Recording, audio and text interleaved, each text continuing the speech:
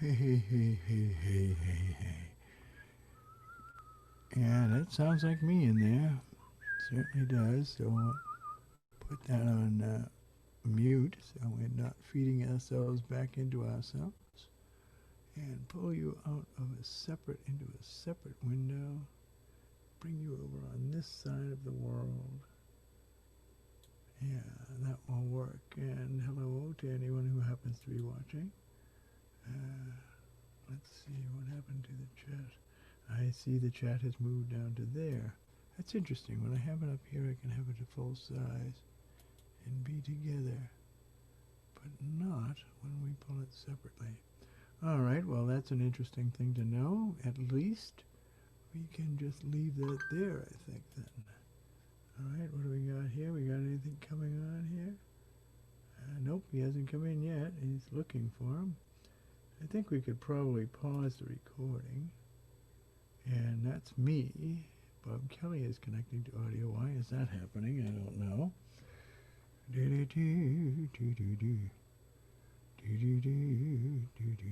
think I turned that off. I thought.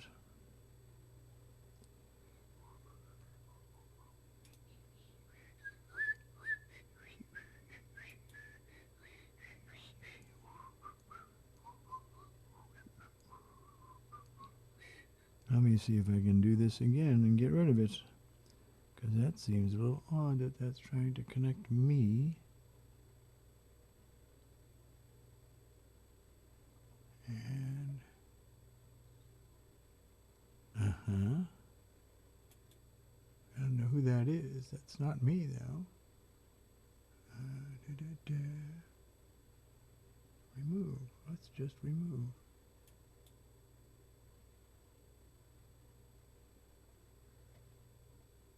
Well, I'm not sure who this Bob Kelly is. Because it doesn't seem to be me. And I'm waiting for Sam to sign in here sometime. It's only 1:38, so I don't expect him too soon. TDT. Let me just go back here. Sam is my select message, so he saw the message. Good. So that means joining soon, I would imagine. And I do not understand why this participant here is here still. I'd say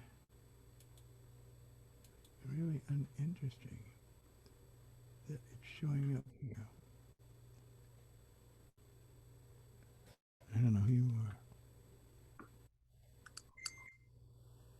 Do do do do do do. Okay, I'm going to cancel that and close this. Yeah, Bob. Hey, Bob. I don't know. I must have sent you this by accident. I'm sorry. All right, that's okay. I thought you might have had something interesting to say, but No, it's my normal YouTube live program, and this is where the guest dials in. So I don't know how I sent it to you, but by accident. Sorry about that, Robert. Have a good day in the Keys. Are you in the Keys? No, I'm up in Fort Myers now. Oh, okay. I was in the Keys for about 15 years, but okay. 5 years ago. Good. Well, it's lovely to see you. All right, nice seeing you too, and live long and prosper. Oh, I shall. I'll do my best. Thanks very much. Bye.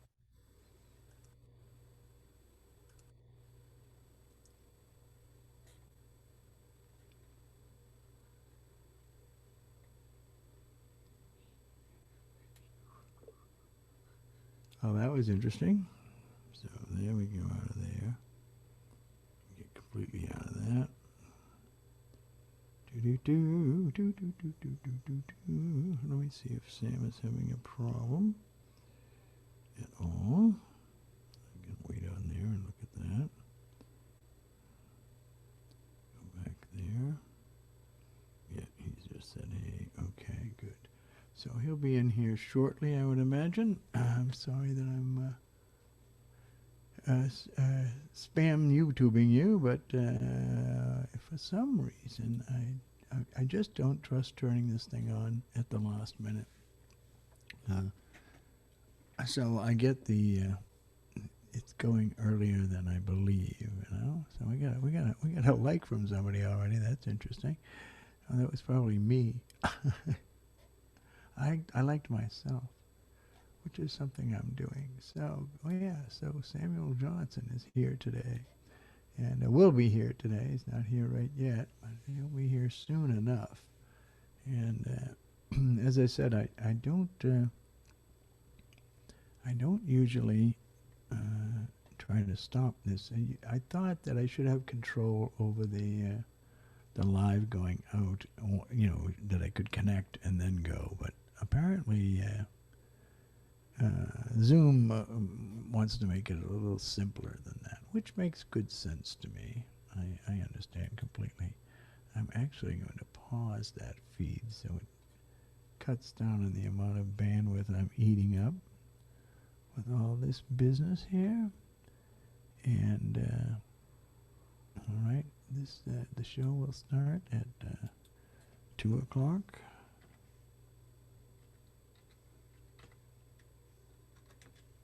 And I should put that in the chat. Although, as soon as Sam shows up, once we're testing, we're actually on the air. So it's an interesting way to run things, to say the least. Well, in the meantime, what could I do? I could just wait here. That's what I could do. Just sit here and wait. Because this is what I do best. Sit and wait. So let's go on over to here, and we'll just switch over to camera 1. So I could say hello. Hello to everybody. Hello to everybody. And, yes. What fun, what adventure, what excitement. So it looks like you've got mostly my background in this particular one. If I move up a little closer, yeah, I guess it's getting the top of my head, but I think I want to just lower that a little bit.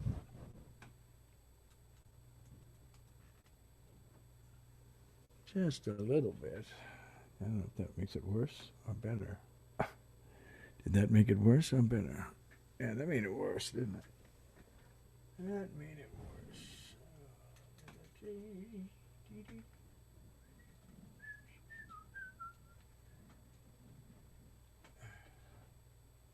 Wow, that's terrible. There we go. That'll have to do.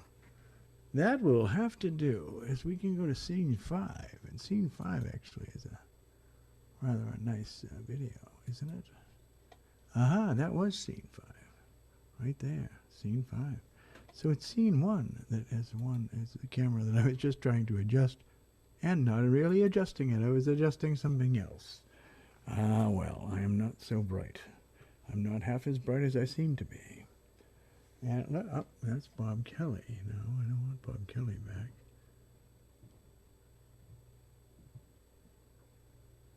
No, Bob, I think.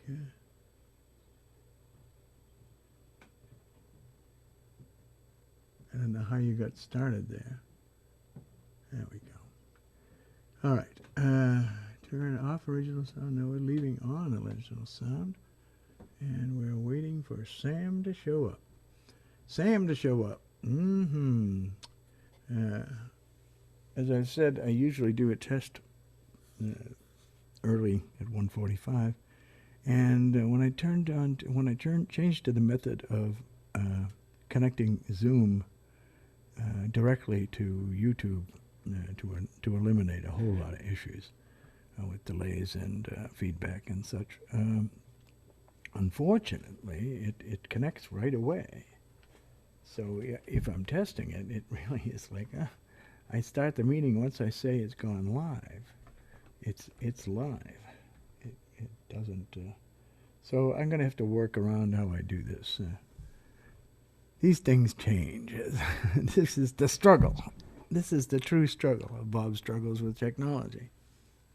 Pull my hair back a little bit there, so you can see my face, so I won't be in shadow. Will not be overshadowed. Wouldn't be a nice thing to be overshadowed, would it? Oh, that's interesting.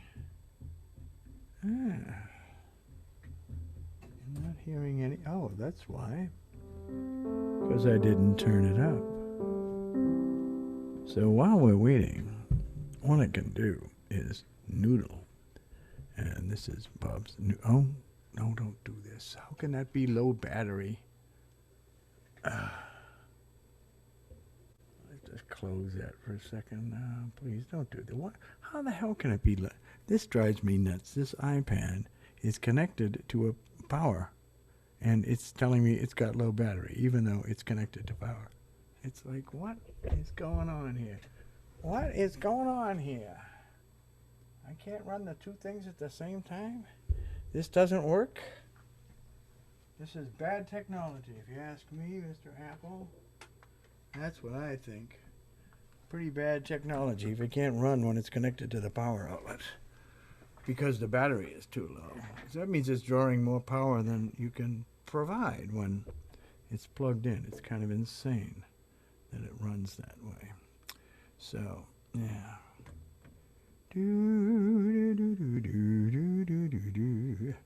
But that's the way it runs, and I guess I can't complain too much. I can complain. Everybody can complain.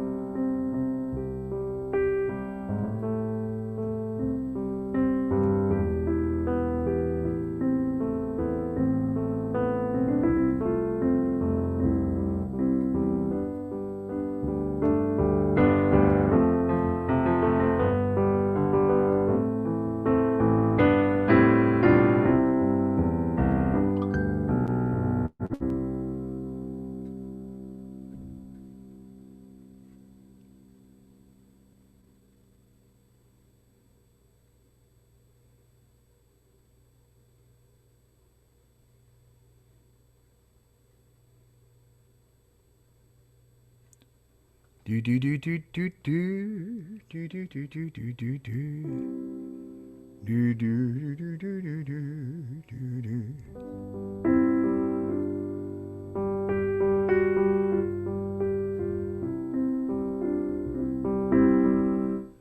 Why, look, it's Samuel Johnson, the amazing, inimitable Samuel Johnson. I don't hear you yet. Let's see, that might be me. Don't worry.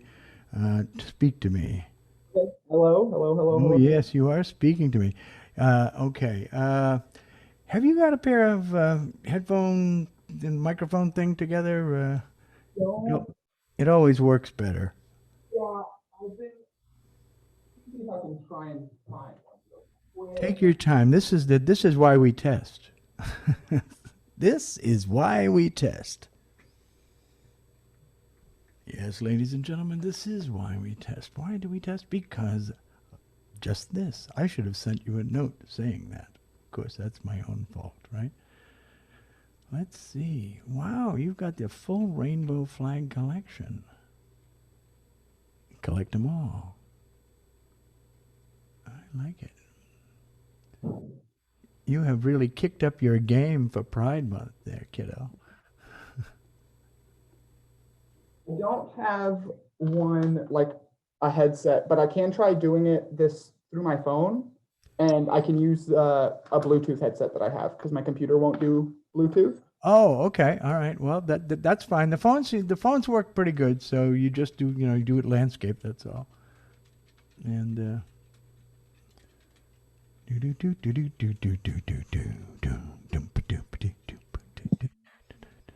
you want me to send it to you in some other manner so you can? I got it. I'll be on You here got in a second. It'll just show two of me for You're well.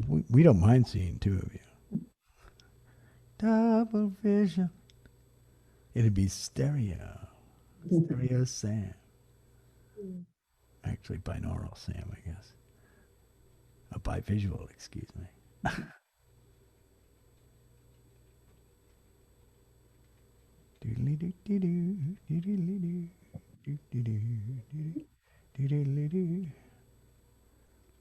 Oh, look how fancy. They're even blue. Oh.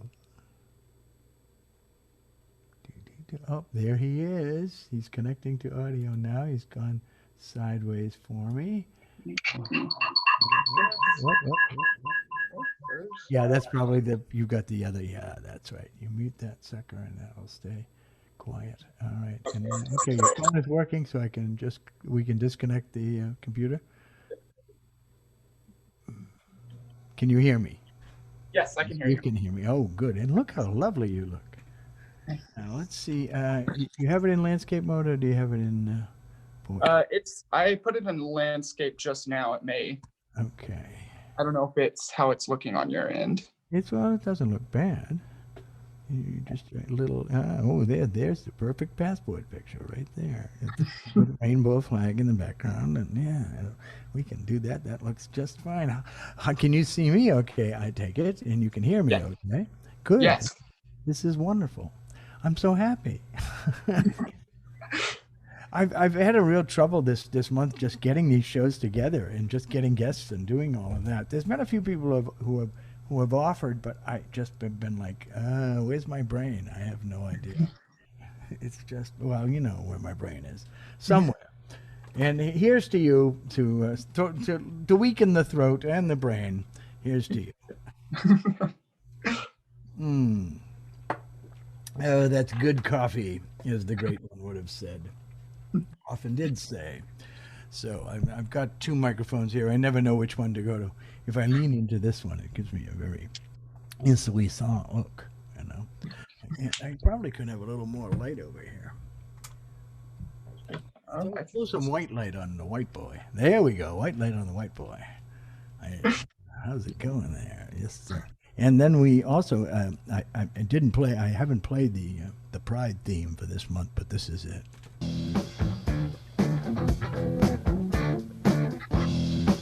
It's Pride! Welcome to Pride, virtual Pride, all kinds of Pride. Have pride in yourself, have pride in your sexuality. Remember, Freddie says be a promosexual. Promote sexuality in all its forms. It doesn't matter which way the love comes, as long as the love comes. Yeah! And that's it. I love that. That's amazing. That's just a freestyle in there, boy. I discovered that riff. We recorded it back in 1980, I think around that, 1980, when I had a band, and it was. I took it. I was listening to the song, and somebody, I don't know if it was that particular song, but somebody was hearing me auditioning these old tapes in the background on a TikTok, and they say, "Oh, that really slaps. I like that. Where can I get a recording of that?"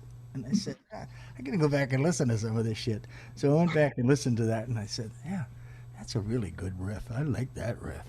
That can R&B me right to death there. Yeah. Yeah, no, it was really good. That was it's great. I mean, it's Henry and Steve and oh, come on, Joe Midori, Henry and Steve Cox and Joe Midori, and they were a really tight little rhythm unit. You know, they knew how to count. You know. I wasn't so good at counting, but I got to sing. So, and I played keyboards. So I don't know if there's a keyboard in that or not. I've added one, you know, when I play it as a riff. So anyway, where am I? I'm over here. So let me see here what time it is. It is 1:56. We have 4 minutes really before actually we're on, but we are actually on because of the way the goddamn Zoom works. whenever you hook up to YouTube, immediately it wants to be on the air. So rather than fight with it, I said, everybody gets to see the pre-show. You get to see the rehearsal. But if people are going by the time, they don't get to see it because they come in at 2 o'clock and it's like, oh, it's already started. But if they go and watch the recording, you'll see everything that went on before you signed on. all the practice shenanigans. Oh, that's right, all the practice shenanigans, and that's exactly what we do here at the practice shenanigans. So in exactly 3 minutes, I will kick off with the theme song, which let me see, bring that up over here. Oh yes. So here in the COVID-19 playroom, as you can see, there's a lot of play going on around here. We have Towley here. Towley is here with me. In the back there is Freddie, who is the PhD. That's Freddie, Phreddie, and he has a PhD, and his PhD is in promosexuality, and he's the very first doctor of promosexuality. And let's see, so Towley is there, and my $2 bill, which represents $2 Productions, in the name of my production company. And of course, Live Free or Die, which is probably more apparent from which angle? Which angle? Hey, I know we have another angle here. From that angle, it is definitely more apparent. You can see it, LFOD. Yes. Yeah. We on the golf course, we say play fast or die. But I don't know if you know anything about golf. Yes, I did golfing for a little bit. I haven't played in a long time, but I used to do golfing tournaments, and I'd gotten a couple trophies under my belt. And then Good for you. it happened. Good for you. Of course, I've sort of come to expect this of you, that whatever you do, you're going to excel at, and you just have that thing. You have that thing going on. What thing is that? That success thing. Oh, yeah. Why? Because you like to work. You work hard, and working hard is how this thing happens. And also doing things, right? Yes. Putting a do in fucking done. All right. Let's see. We got 158. We're counting down the minutes. So have you? It looks like you've been having a great fun virtual Pride Month. Yes. No, it's been a great time. I've just meeting all of the different creators and stuff too has just been a blast, because I hadn't met, besides you, I hadn't really contacted any other big creators, because you just like in terms of like having mutuals and stuff, and Yeah.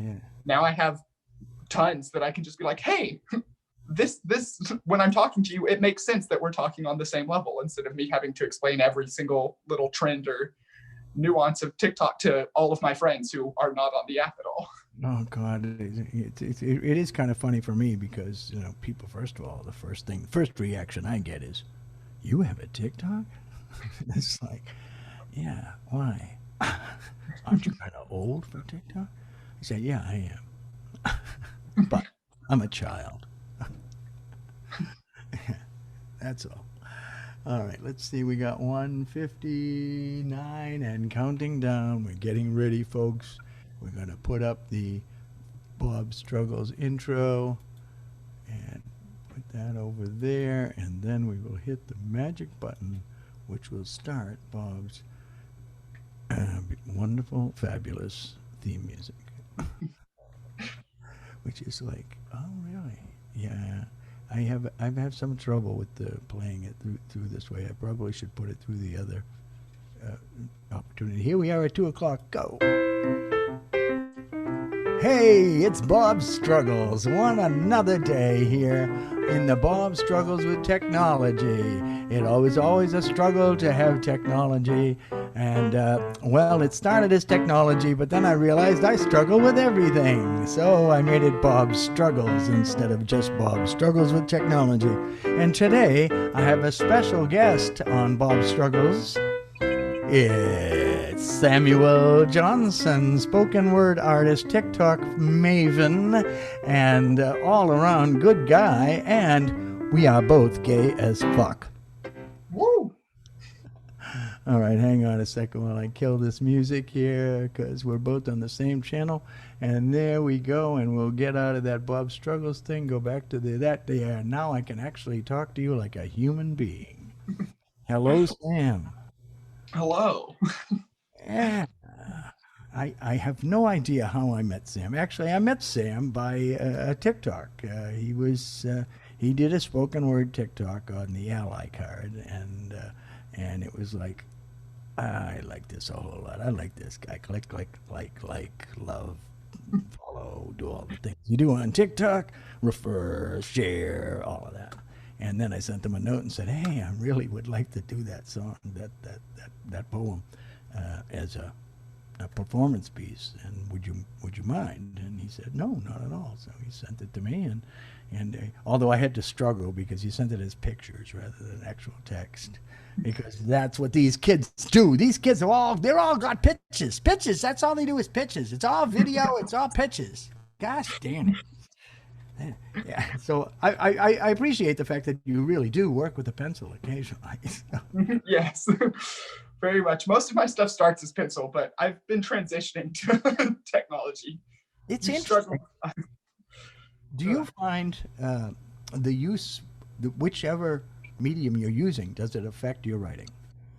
Oh, completely. I think for starters, I always start, most of my poems always start somewhere on like me writing it down, whether that's, I have a whiteboard where I use, and if that's like, I've been on live streams where I've just been talking and I go, "Oh, y'all have to hold on a second," as I like run over to my whiteboard to like write down the stuff I'm doing or wherever it comes. But that always, it makes me feel like after I've written it down, it feels like it's a concrete idea before I can like build around it. And being able to see it on paper or see it somewhere is just, it makes it easier for me to build around it. Whereas like online, I use it more for like transferring. And if I need to have a place where I can like, if I'm going to different poetry slams or if I'm going to different events where I'm going to be speaking, that's basically where that comes around in like little edits or editing with other people. But most of the time I'm like, no, I need to write this down. Yeah, man, that's good. And I would imagine also posting it up on a whiteboard gives you the advantage of it's been in front of you all the time. It's saying, "Samuel, finish me, Samuel." No, that's definitely it. I definitely still have some that I've had to take off just because it's been so long, and I have a notes folder and a document where it's just all of these little pieces that I really want to finish, but just haven't figured it out yet. I'm like, okay, I don't know. I've got a full binder full of those things. Me and Mitt Romney, we got a full binder full of snippets, and really, it's every once in a while I'll pull one out and go, "Oh, this isn't bad." But you know what? I can't remember what the fuck I was thinking about. Yep. I have a few of those where I'm like, I don't remember what the feeling was that inspired this, but I was feeling something. Yeah. There was one I wrote quite a few years ago, and it's been obviated by technology. It was called 600,000 Lights, because on a NTSC screen, the old square kind that used to be in cathode ray tubes, it's 600,000 points of light, and so the song was 600,000 lights. Well, it doesn't apply any longer, so. I couldn't say 180 by 720 pixels. It just didn't work the same way as 600,000 lights. So just throw that one out.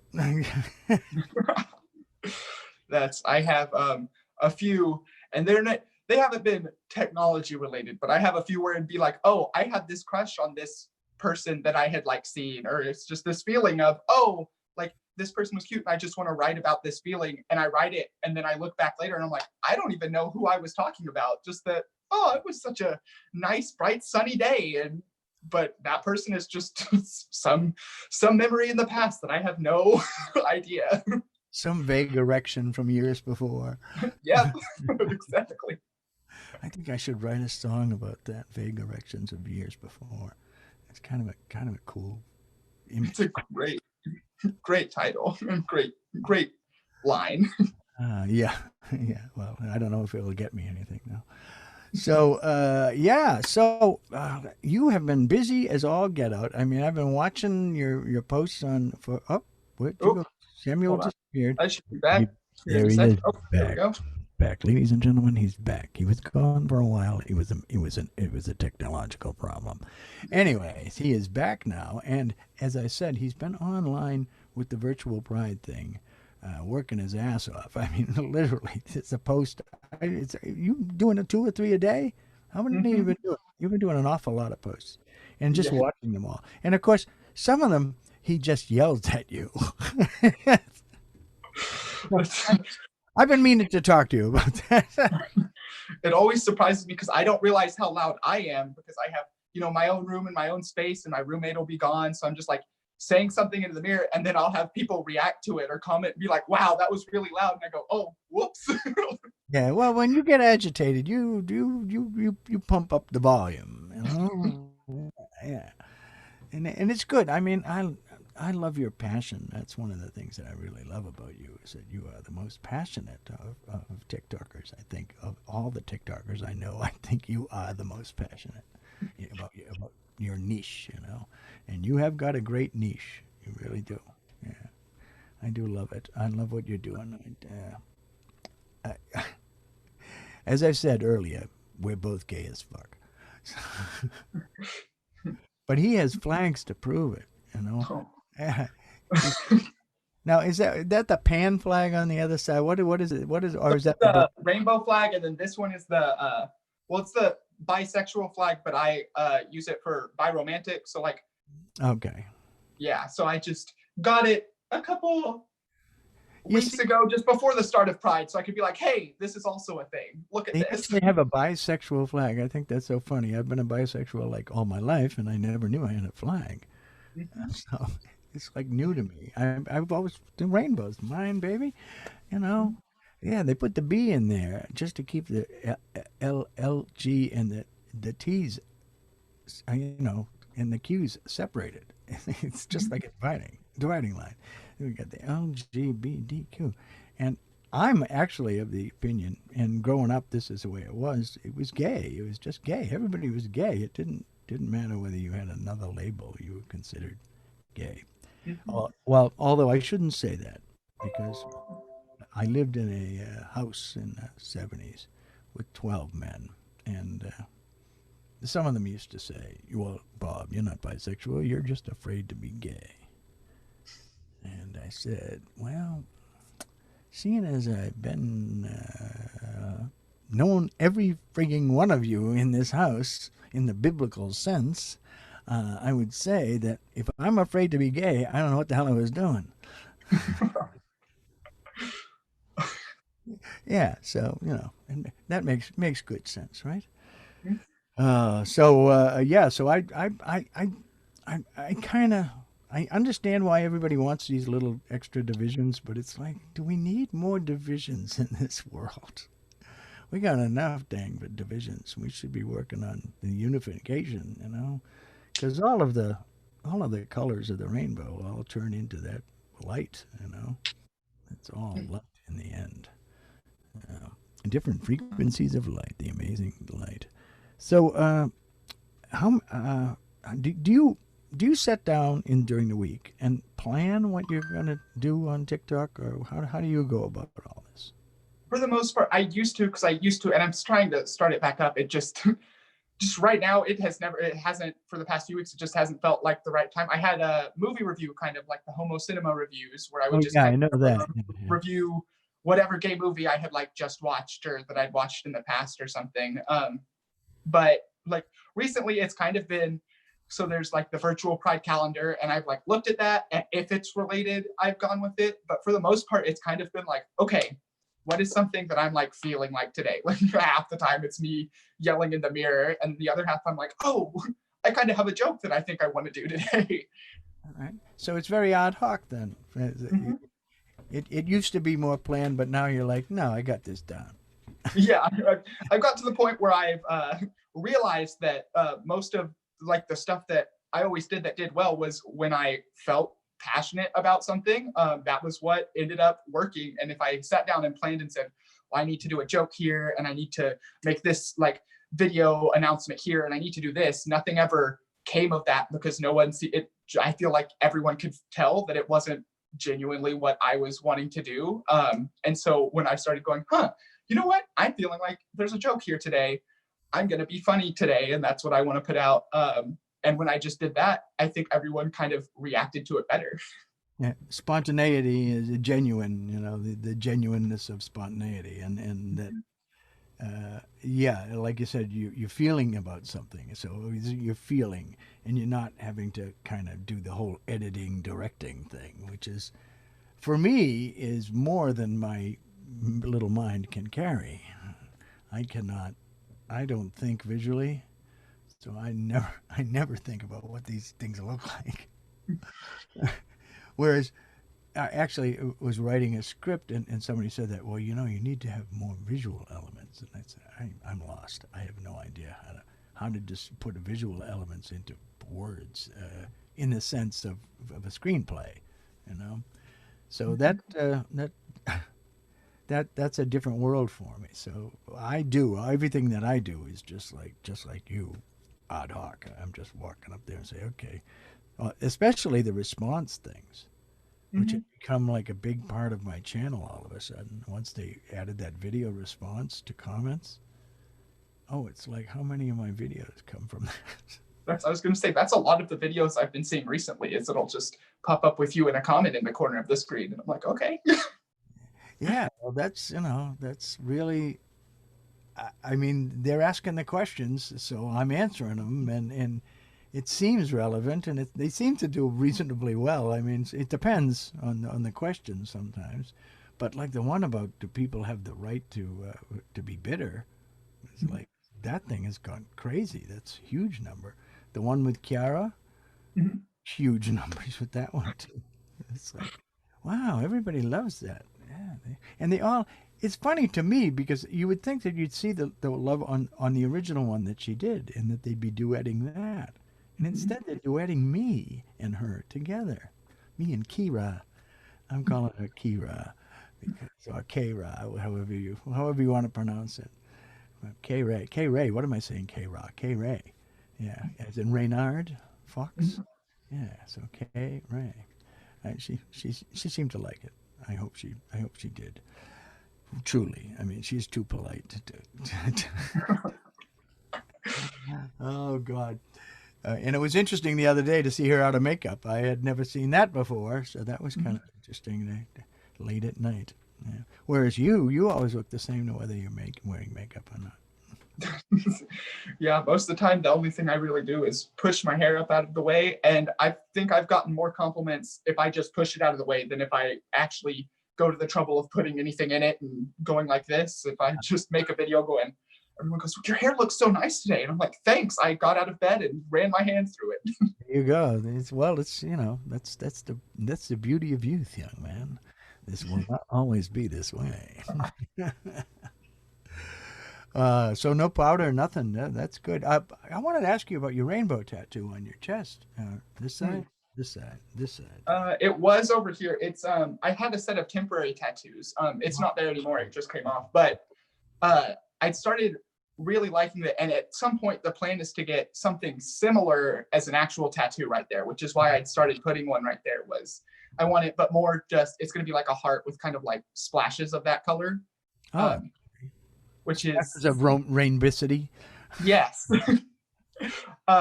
And so I started putting it there because I was like, well, that's kind of where I want it. And I want to try it and see if it looks good. And Okay. that's what it is. Because my dad has imprinted on me.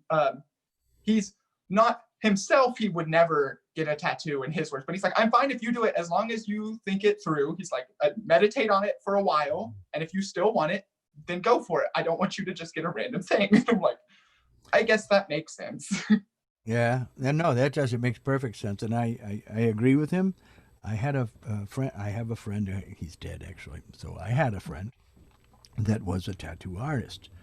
He went from being a cook to becoming a tattoo artist. Don't ask me how you make that transition, but he did.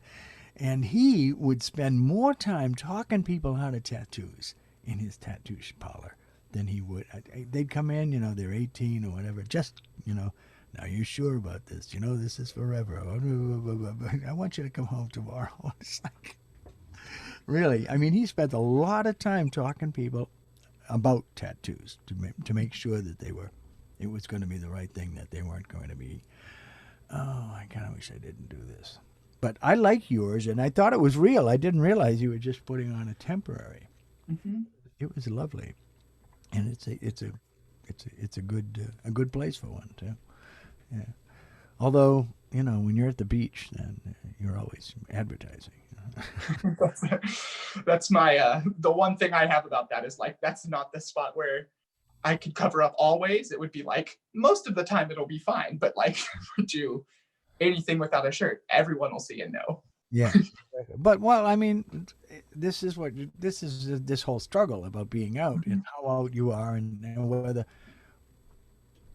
the society's ready for that, and that's really what it is. We operate in this society, and you gotta work. You gotta be able to do the things you need to do, and sometimes that can prejudice people, and it's unfortunate. And I wish it wasn't so. It's like the kids who have to not tell their parents because it would just completely screw up all the family dynamic, and everybody would be all bent out of shape. And it's like, don't do that to yourself if you don't have to. I mean, I understand the need, but unless it's going to make your life easier, because the political struggle is pretty much over. I mean, as far as society is concerned, it's pretty okay to be gay. I don't know. I mean, yeah, there are homophobes in the world, and we need to continue to educate those motherfuckers. But the liberation struggle is that part is there. I mean, there's gay people on television, for Christ's sake, and national television. Now, with the new what's not Love Simon, but the new one that just came out.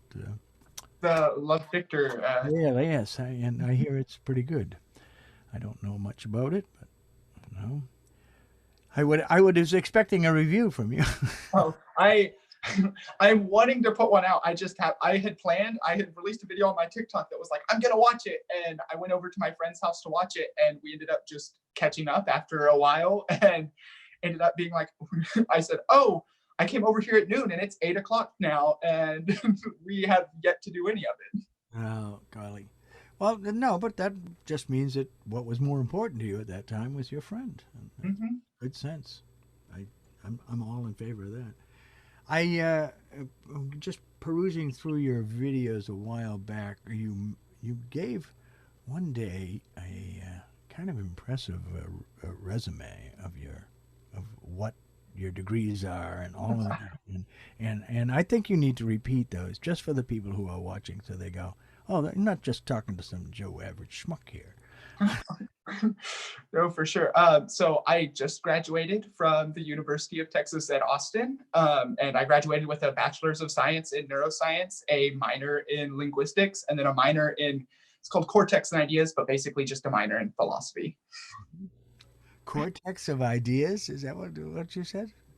Cortex and Ideas. So it's we studied, kind of just like key Western philosophical texts. I only say Western because there wasn't really much Eastern philosophy that was taught in the program that I could find.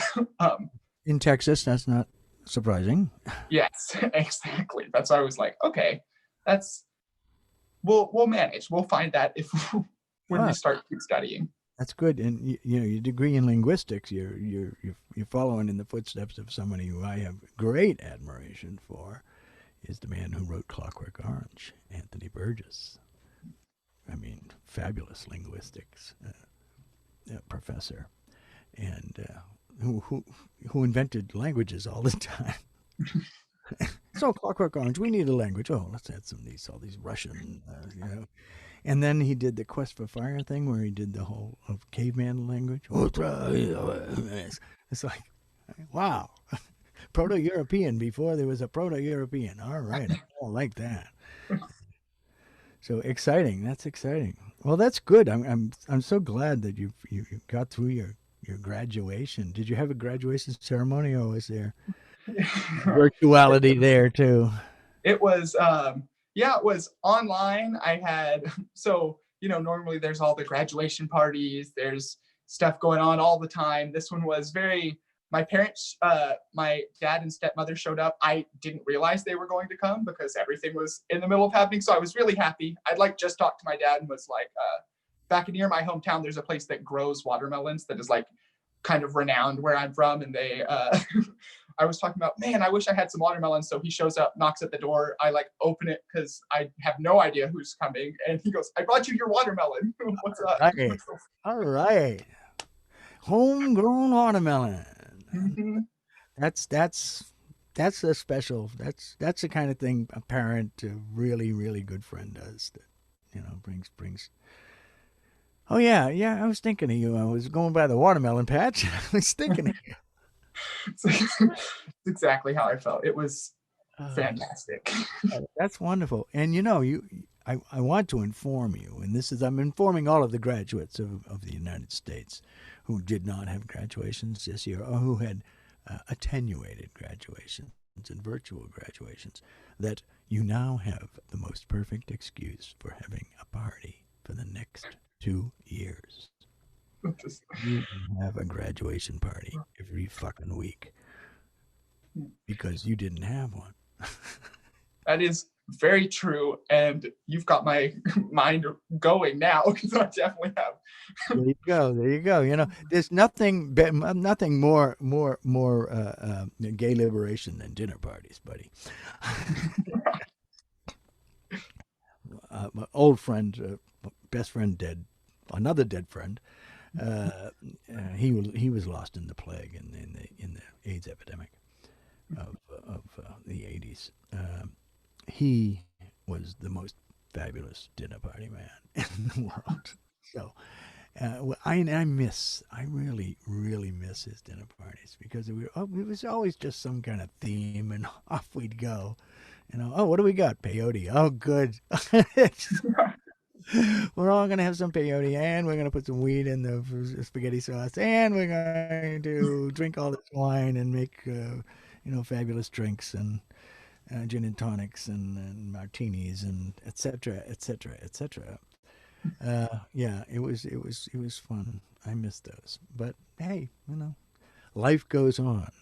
Plus, I think, well, with the plague, I lost a lot of the friends that would do that kind of thing. And there were a few still left, but most of them were at the point where it's like, hey, let's go out to dinner at a restaurant. Nobody wanted to have a dinner party just because it was too much work. But when we were poor, it was impossible to go out to dinner. You had to have a dinner party. That's why so many of them were based on spaghetti. So you had any new spoken word stuff you want to do? I have one. I think I have a couple of older pieces, but I have one new one that was, so last week was the 4th year, right? I'm getting that right. The 4th year anniversary of the Pulse nightclub. The nightclub shooting. Yeah. Yes. So last year was the 4th year of that, and I recently, in the past, I'm 22 now, and I turned that in February. So in the past year, I'd really started showing up, going downtown, going to different bars, figuring out how like the social kind of life aspect of that worked. And what ended up happening was this year I looked at it and I looked at what had happened. And of course it kind of hit me every year, but this year I was like, that's places I go to.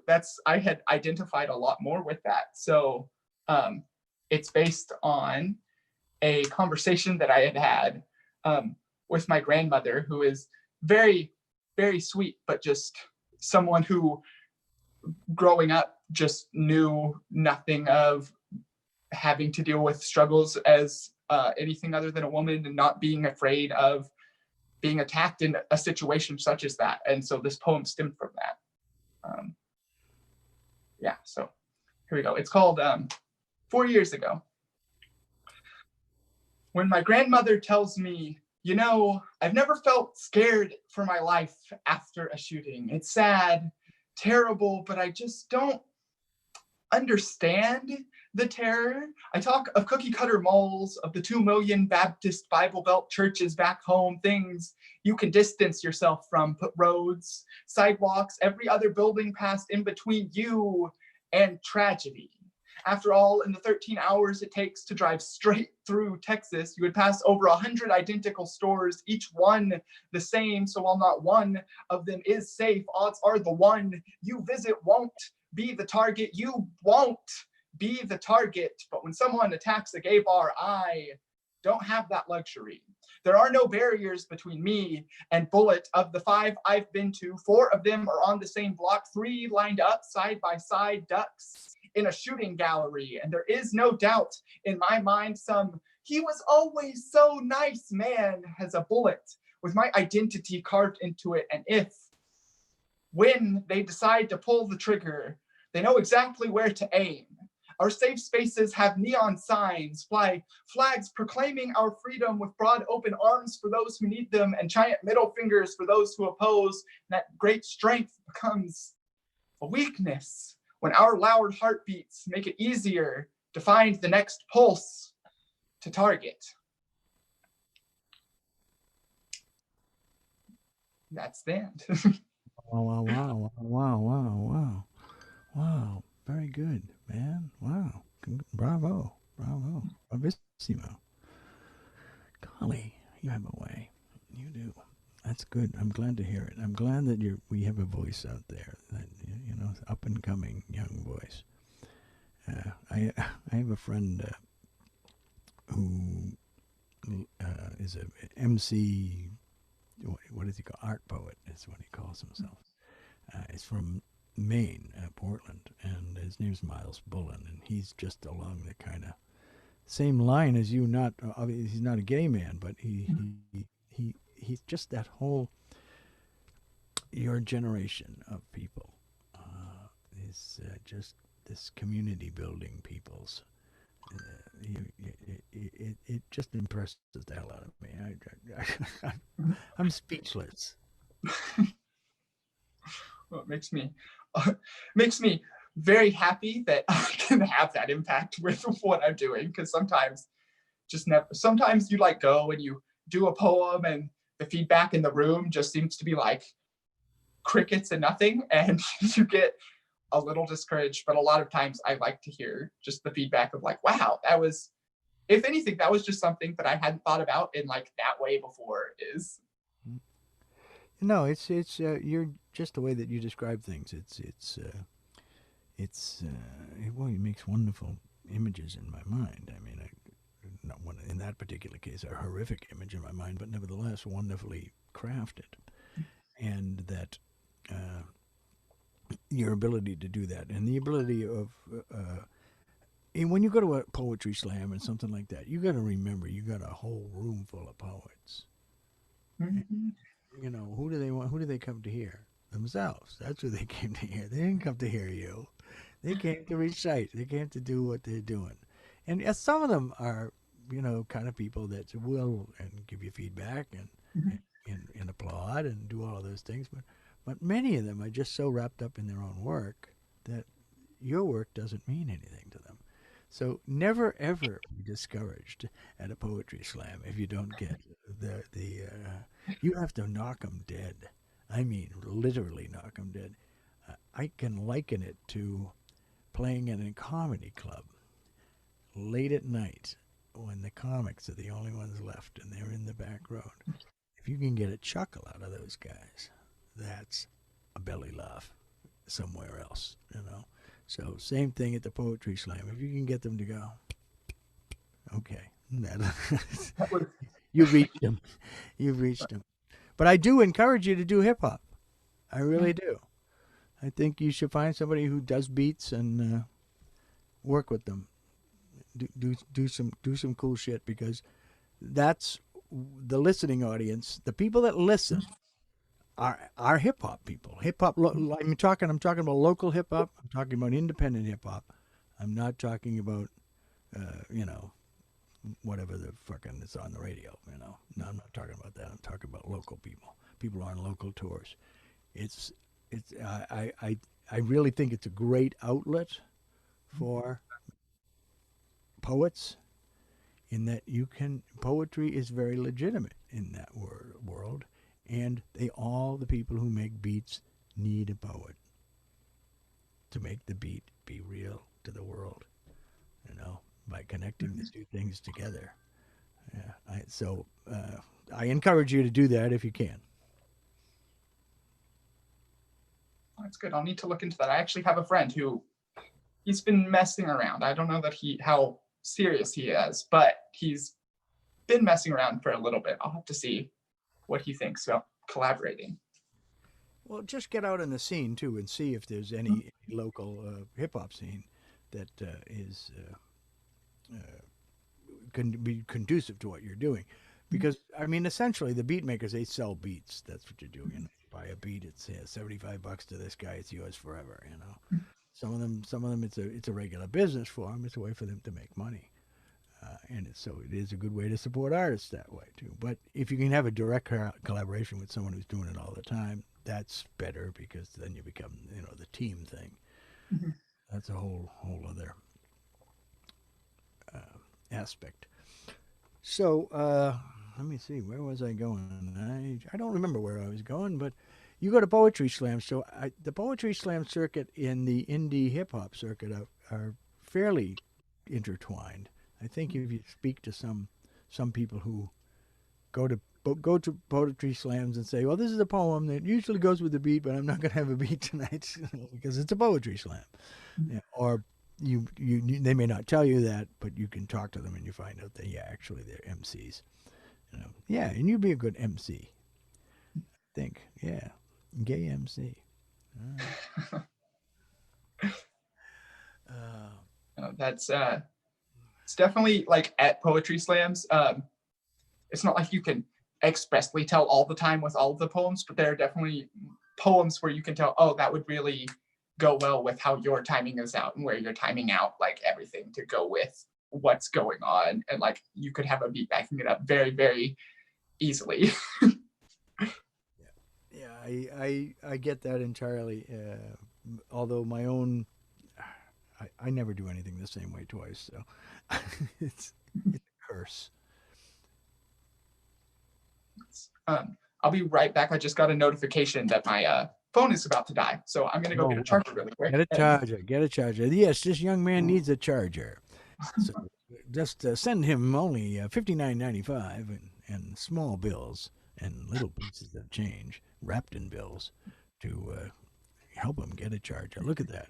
It was all very effective. You're a very effective donor. Oh, yes. Came out of the closet. He keeps his charger in the closet. How appropriate. Oh, Lord. Sometimes it pays to be funny. Other times I'm not sure about that. Yo, look, he's charging now, baby. He's charging. You know, whoever the fucking moron was who decided that we should have a charger and it will take the place of our headphone jack. And then you plug in the headphones and, oh, how can I charge the phone? Oh, sorry. We didn't think about that. We were morons. Or we wanted to sell you another device. Yep. No, I think it's definitely how can we make money? And it's by changing up everything very quickly, causing you more trouble. So have you got something lined up for the neuroscience world as far as employment is concerned? Not yet. I want to take a year or two off just to kind of catch my breath from college before going into graduate school. Oh, and then using both the neuroscience and the linguistic part to study neurolinguistics, which is kind of like how words are formed in the brain and how you study language and how it's formed, which fascinates me.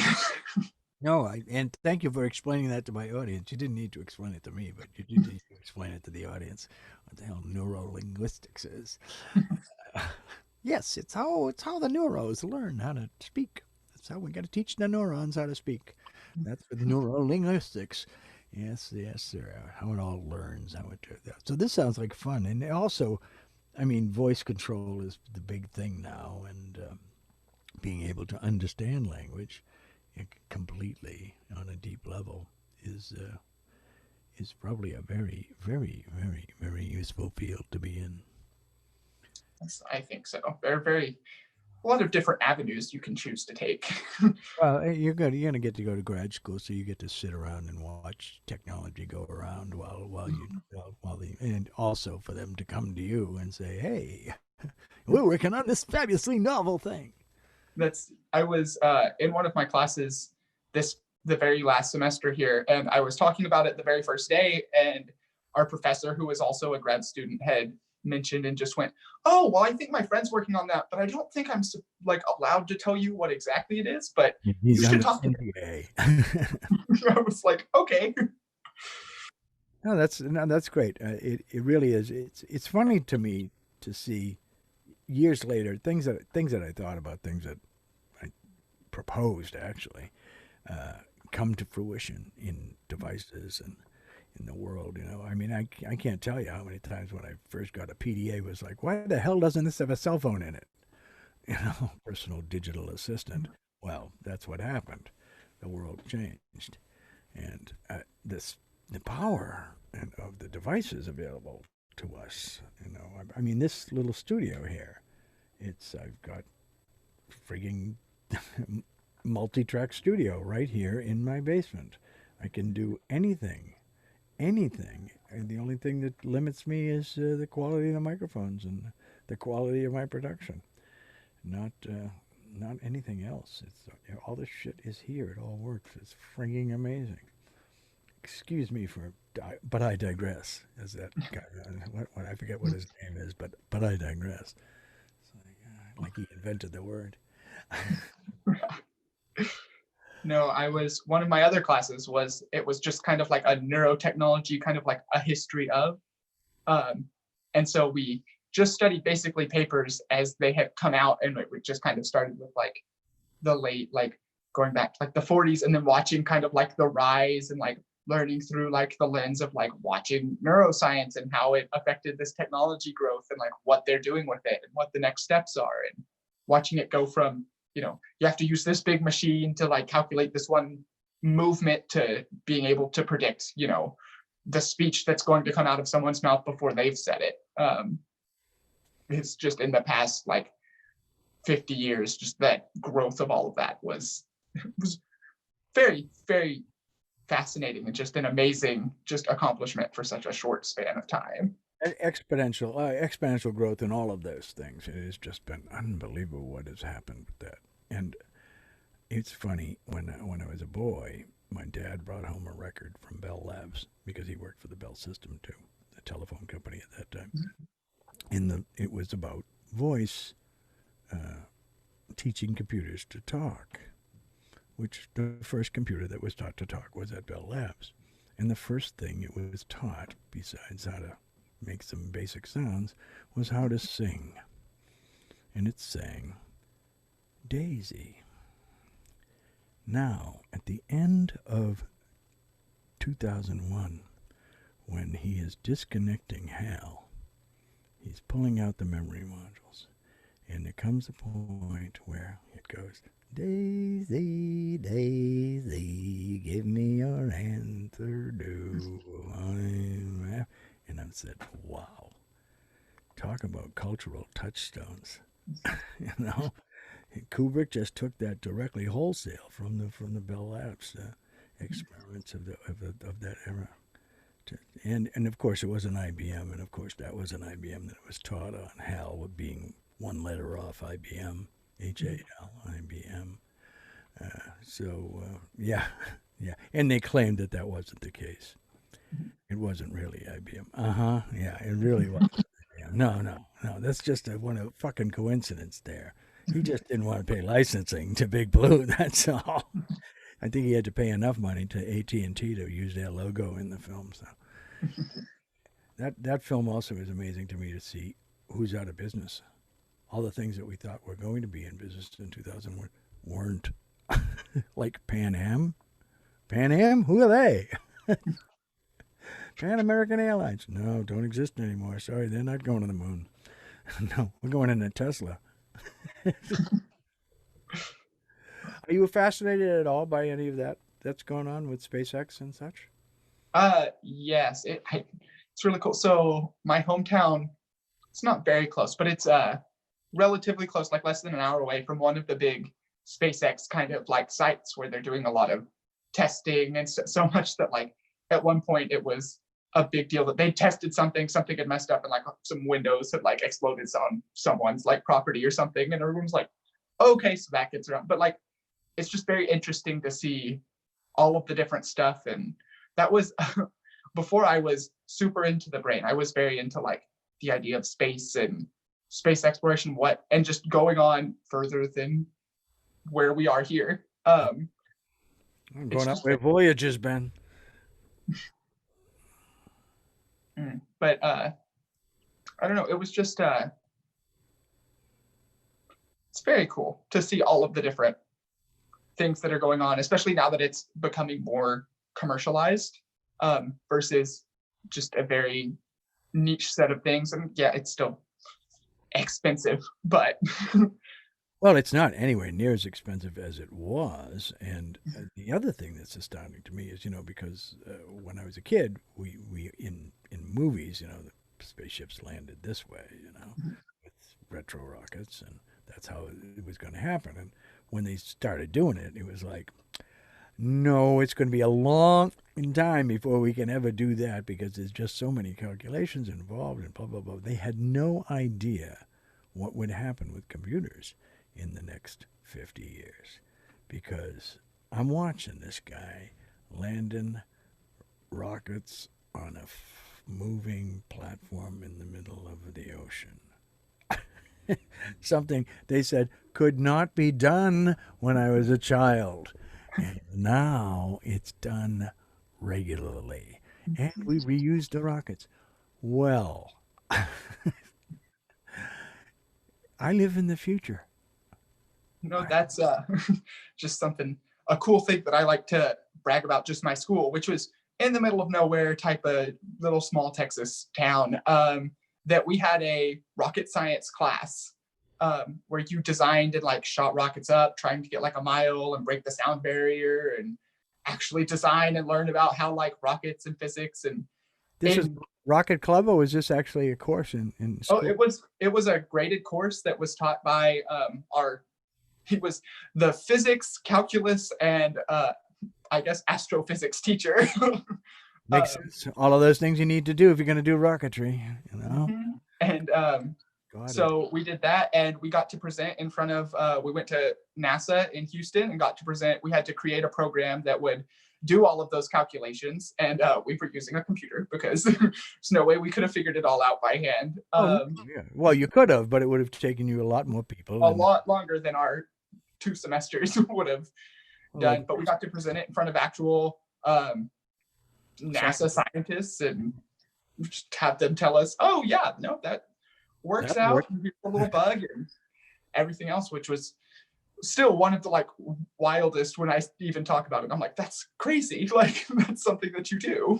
No, it is something you do. That's just it. You're growing up in a time when these things are happening. And to me, like I said, I live in the future. I live literally in what was told to me would be the future. And it's here now. And we're doing all the things that we thought was going to have to wait for George Jetson, but everything but the flying cars. And thank God we don't have flying cars. It would be flying cars falling out of the sky on your houses and stuff. I barely trust drivers on the roads. Exactly. I barely trust pedestrians. Flying cars, flying suits. I'm sorry. No. I think we have to wait for anti-gravity before we get that. Plus, just the noise. The noise and the pollution. It's just like, no. We don't need flying cars. No. We need, maybe flying autonomous cars, but I just want an autonomous car. That's all I want. I want a car that says, here, take me to the club and take me home. Thank you very much. And I don't have to think about anything except maybe having a sentinel there to watch the car so it doesn't drive away off of some GPS craziness. Because the GPS has sent me some interesting places where I shouldn't have gone. I remember getting it off on a Class 6 road once.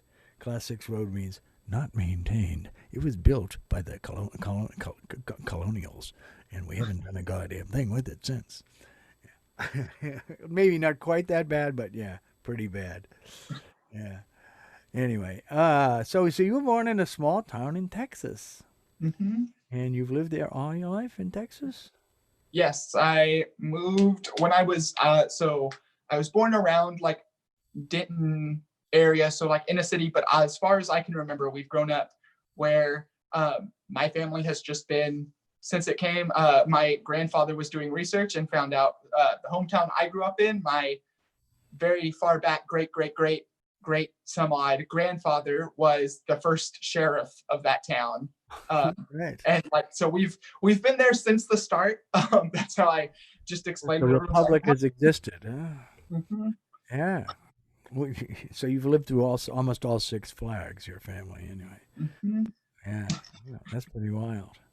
That is wild. Are you a regular nuclear family, or did you have a blended family, or anything like? Well, what was your growing up like? Yeah. So growing up when I was young, maybe kindergarten or first grade or so, my mother and father got divorced, and so they both had remarried, and so I had a stepbrother with my dad and stepmom who came along, and then my stepfather came with 4 or 5 other step siblings that I grew up with. And so I like to, when I talk about people are like, are you the oldest child or the youngest? I'm like, well, I'm technically kind of the middle, but I was raised as the oldest, but I also have a brother who's a year older than me, but I'm kind of more mature. So like, I feel like the oldest a lot of the time, but really I'm the middle child, and it just gets kind of messy. Everyone goes, okay.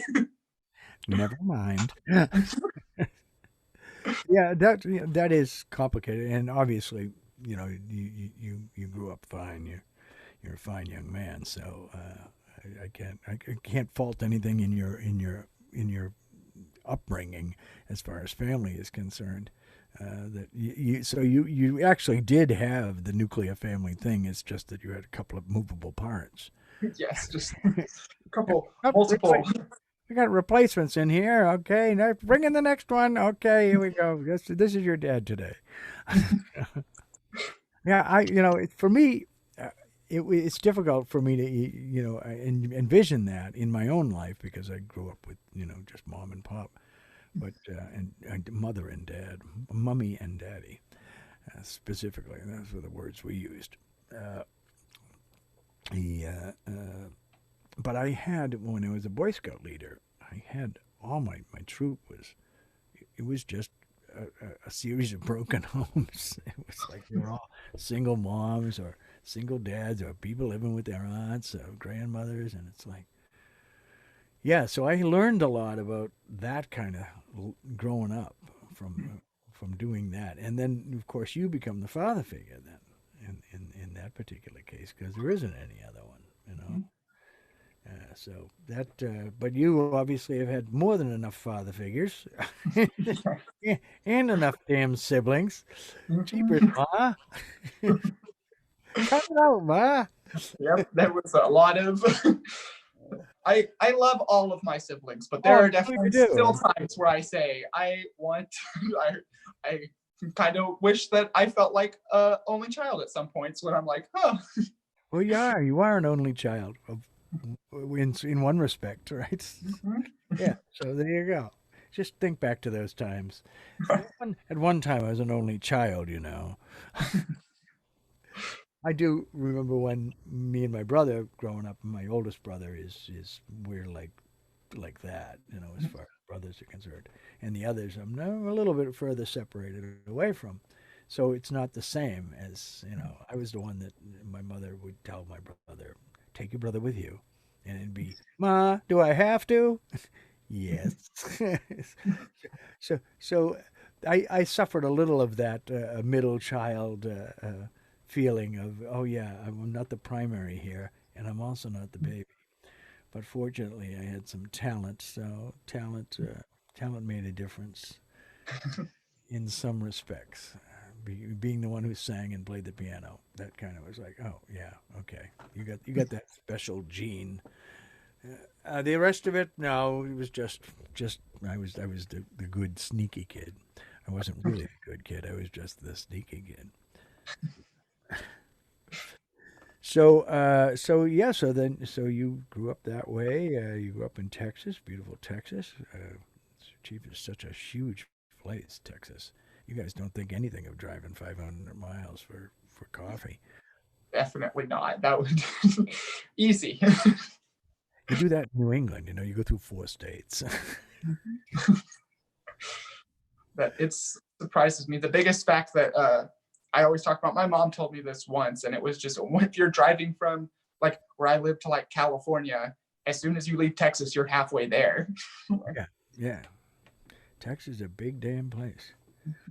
Really big. I mean, I've only been to a few places. I've only been to Dallas, Fort Worth, and San Antonio. I've never been to Houston. I've never been to Galveston. I've never been anywhere else. Never been out on the Panhandle or any of that. But those three places I liked. And I hope to get to Austin someday, because just for the whole South by Southwest thing. I got a lot of friends who play in that every year, so it'd be nice to go and surprise them one South by Southwest, to show up in a bar and go, hey, and they'll go, what the hell are you doing here? So, the wind blew me a tumbleweed. I'm a tumbleweed. Yeah, that's another thing. You know what tumbleweeds are. You've experienced them. Yes. So, what's your favorite thing about living today? Living today, Yeah. I think, it's lots of people say, but I really do like the just connectedness, and how I know that it does have some, like, it has detrimental aspects, but I think being able to connect with someone that I'm not like living next to, and that, I'm able to, yeah, exactly. Like, I would never connect with you, connect with any other, like, the LGBTQ plus creators that I've met and talked to on here, the ones who aren't that, and just like all of the different people, when I share my poetry and it gets, several thousand views, and I'm like, oh, okay, so like I can affect someone, I can be near someone, I can help people who aren't just like directly beside me. I think that's one of the best parts about this, is just how you can change someone's life without ever actually having met them. I'd agree. That is one of the virtual community that we have here is quite amazing. The ability to do these things, for me to know somebody, first of all, just to know somebody your age, and halfway across the friggin' country, and have a regular conversation with, and know about what you're doing in your artistic life and all of that. This is an amazing thing. It really is. And also, just me discovering TikTok in general is kind of a miracle unto itself. How did you get started with TikTok? I'd seen like one video somewhere that was just, it really made me laugh for several days. I would just go back, and this one video was just very funny, and it was some gay creator, and the only reason I even like touched the app was like, I want to go support this person because they're great, what they have done is good. So I did it, and I'm on it for several weeks, and I go, I keep seeing a whole bunch of people just kind of put their thoughts out there, and people are talking to them, and you know what, why don't I do that? And I started just put my thoughts out there, and it turned into something. That's when you started your bathroom rants? That's when it started? Basically, it was just me going.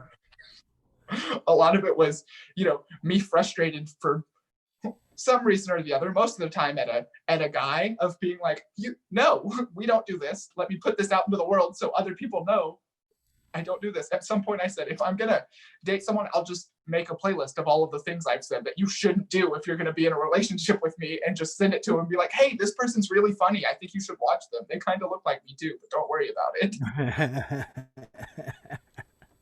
Has it ever caused you any trouble with the, I won't say grinder dates, but I will say in meeting other people, and then they discover your TikTok and they think you're different than what they thought? It's not caused me, it's actually kind of been a little bit of the opposite problem, in that I'm not, because I'm like kind of open, and I kind of act similarly in terms of like ranting and how I present that part. But the opposite is when I just had a whole bunch of people just like randomly on like dating platforms, just their first line is like, I've seen you on TikTok, so I know so much about you. And I'm like, that's a lot to process all at once. And I appreciate it. I appreciate that you really like what I'm doing. But at the same time, we're on a completely different level of knowing each other now. And I don't know that that's where I want to start off my relationship. Yes, I'm going to bed with the guy from TikTok. Yeah. Yeah, there's that celebrity status, you know. Yeah. Oh, by the way, your hair looks nice. I like your new bleach thing that you did there. Thank you. I had it the other day. I'd been thinking about it because I have some blue that I was going to put in it a couple weeks ago, I and like- my you should lighten it. And I did, and then I ended up just really liking this, so I have yet to put the blue in it. No, it looks lovely. You know, it's the old one in the '60s. There was a commercial that said, "If I have only one life to live, let me live it as a blonde." It was for Clairol or somebody like that, but that was the line. If I have only one life to live, let me live it as a blonde. And it's just like, yes, you need to incorporate this line into your wardrobe. If I could dye my hair, what I do, I wouldn't. I just do it. I can't do tattoos. I can't do piercings, and it's just like not me. I don't know why, but that's the way I was raised. You know, this my mother would be shocked and appalled, but she'd also be shocked and appalled that I was sucking dick. So, it's Robert, stop that. So yeah, yeah. The things I say on television, you never know. Bob is struggling with life again. Let's see. Where else was I going here today? Yeah. So you're going graduate school. You got started with TikTok just sort of by accident, and oh, I wanted to ask you with the meetings you're having with the virtual pride people, who's your favorite of all that whole crew? Not favorite, I wish to say, but are there people you would like to highlight from that? Yeah, so there's a couple that I just really enjoy and that I've gotten to know. One is a creator, and her platform is Casey Fox. It's actually Kiara's sister, Okay, also Casey. on TikTok, and has albeit smaller and more niche platform, whereas Kiara's is giant and encompassing a lot. She likes to talk about Shakespeare and how it affects, and she's going to grad school soon to go research about Shakespeare, and that's her love, and that's what she's going to do. And we've just had fantastic conversations about all of this. I had she was giving a like 3-hour lecture a week or two ago over where we were all just encouraging her, like, what's your favorite part about Shakespeare? What do you think about this? Hey, tell me about this. And just kept going, and it's fantastic. And just a lot of the stuff she does is very funny, and she is very well read and knows what she's talking about, and not just that, but in like anything that she decides to post. So if anyone comes, she's had a few videos where it's like kind of gotten into a side where a lot of people are sending her hate, and has just gone off and been like, I can defend you all. I will take all of you on. They're giving her hate for Shakespeare stuff, or for it was a different thing. I think the one that got tons and tons and tons of hate was something along the lines of it was some joke video using an audio on TikTok, but it was talking about just kind of like where I go, like, men are trash. It was basically another version of that with an audio, and everyone had gotten mad that she had said that. And so she came out to talk about and just started going, people would be like, well, what about this? She'd be like, oh, well, here's all of these statistics that like are already queued up inside of my brain for me to talk to you about. And, oh, that's good. That's good. Mhm. Educational. That's Yeah. you do get educated by so many of the TikTokers. It's been very nice. This one of the guys who has been doing the this day in gay history thing. So that's been really useful and fun. I have another friend who does this day in hip hop, and he's been doing it for like 15 years. He does this day in hip hop. So yeah, there's a lot of history out there, and there's a lot of history that we're not exposed to because it's so much, Mhm. so many niches. So that's really cool. It's interesting that she's a Shakespeare thing because my paternal aunt Helen was the one of the two first women PhDs in American theater, and she wrote her dissertation on the Shakespeare folios, the ones that were done after his death. I forget by whom. I don't know if it's Boswell or Johnson or one of those guys. So that's her dissertation, and I would not be at all surprised if she doesn't run into it if she's going to study, because She was like one of the first to do it. So, yeah, she's a theater named after her in West Virginia, in West Liberty. The Helen M.T. Kelly Theater. Dr. Helen M.T. Kelly Theater. Yes, yeah, they don't put PhD, they put doctor ahead of it. So, yeah, and it's interesting to talk to the people that she taught, and now some of them are teaching there. So it's always interesting. And Shakespeare is one of my favorite things to talk about anyway, just because I tell people that Shakespeare, you don't need to learn how to act. You just read. Just the lines have it all. It's all in the words. You don't need to do anything. Just read them words. You know? Like Spencer Tracy said to a young aspiring actor who was tearing up the scenery one day. He said, "Kid, just read the lines."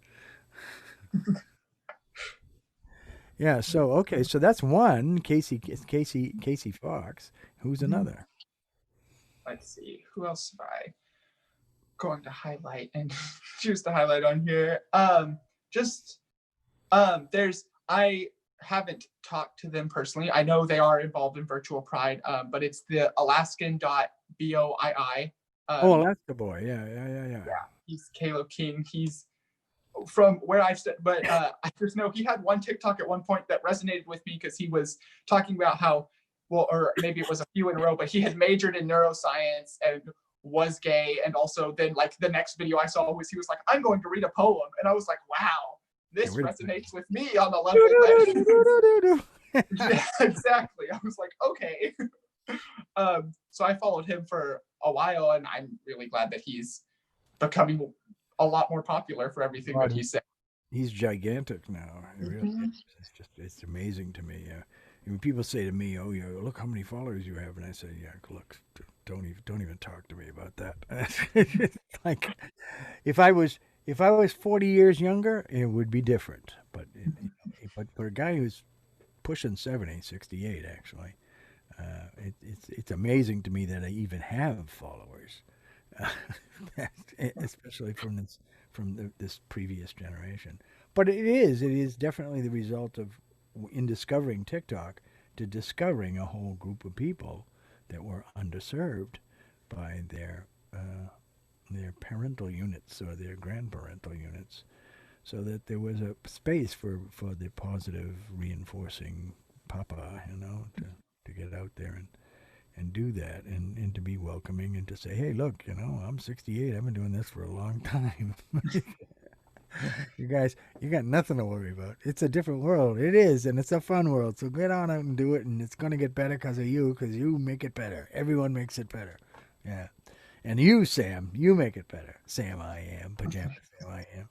How come Pajama Sam, I am? So it's based off of two things. So when I was younger, there's this computer game character that's Pajama Sam, and he always just had these cute little, the first one, it was all for about, exploring a point and click kind of like find your way, go through the different things. And it was Pajama Sam, no need to hide when it's dark outside. You are what you eat from your head to your feet, just kind of teaching you little life lessons. And I was like, well, that's a nice one. And then of course, just Sam I Am is very good. Yes. And I was like, you know that. I was like, both of these just have clearly been a presence in my life. And so I decided to mix the two, and it's worked out very perfectly because Sam is it's a very not unique name. So finding something that could make that name unique for me was very surprising. I was extremely surprised that it hadn't been taken when I put it down, and was like, wow. And so I'm just very happy that was the thing, because I know that even like I looked it up a couple years ago, and as of like 3 years ago, the Sam Johnsons at my college, there were at least like 4 or 5 of them. I really thought about contacting them all and starting a club and being like, hey, we're all Sam Johnson. Now, your Scott's background? I know for a fact. So on my on my mother's side, it's Pendleton, and we're English. Okay. And then there's some German in there, and I'm not sure about like the Johnson specific lineage. I'm not sure about where that one ends up. So it could be, but I know at least half English and then the other half is a little bit more up in the air. The reason I ask is because I have a friend, Sam Johnson, who's a Scotsman, and he's a Scotsman who speaks Italian with great vigor. And I always tell people, I said, you haven't heard Italian until you've heard buongiorno. You know? When it's spoken with a burr, it's quite an amazing language. Yeah. So I just thought of that. I used to have a thing on my door, Samuel Johnson, the engraving of Samuel Johnson saying, I think I'll write a dictionary. So I always used to tease Sam about that I had Sam up on my wall. Sam was also the his nickname on the golf course was the perverse putter. Because people in Scotland know how to putt. And he would get on these greens for these putts, and you'd think, oh, yeah, you just go straight at the hole and it'll go right in. You'd be like, oh, no, let's go this way. And take this way that would go up and come back down. And it's like, how do you? He said, I don't know, I just see it. I don't know, I just see it. So that's perfect. I love people like that. I really do. I really do.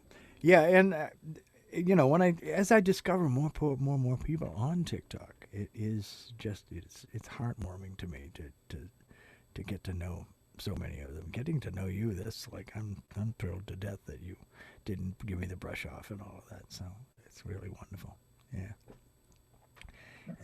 It's interesting. As I say, people ask me, why do I have so many young friends? And I tell them I want someone to come to my funeral.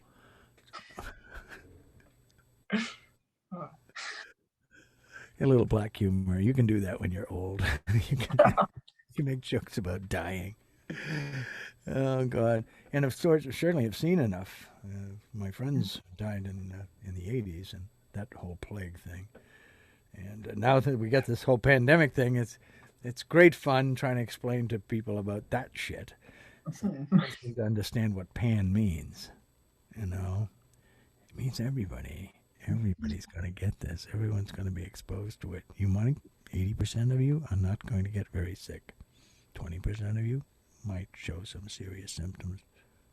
2% of you are going to die. And no changing that. The statistics are the statistics. Until they come up with a treatment, which they don't have, or they come up with a vaccine, which they may have. Who knows? We'll see. We'll see what happens. But yeah, I do kind of get a kick out of the whole people thinking that, oh, well, when we do this, it's going to go away. No, you don't understand. You need to get a dictionary. I want you to look up pandemic in dictionary. Why they call it a pandemic. It was a New York Times the other day. It was like, and surprisingly, it's done this throughout the entire world. And I said, guys, it's a pandemic. What the hell what part of this word don't you understand? Pan, apparently. Yeah, so I'm sorry, I don't mean to go off on a rant. Yes, I find that something that should be ranted about. Well, I especially do like your rants. When I first discovered your rants, I think I discovered your rants before I discovered the ally card thing. When you were just in the bathroom yelling at people. And it was just like, yeah. So sometimes I was like, hey, cool out a little there, young man. But it's like, no, I'm not going to tell him to cool out. He's going to do what he's going to do, and he's going to be who he is. And I like who he is. I do. So never stop being who you are, Sam. I am. Oh, God. So is there anything you'd like to ask me?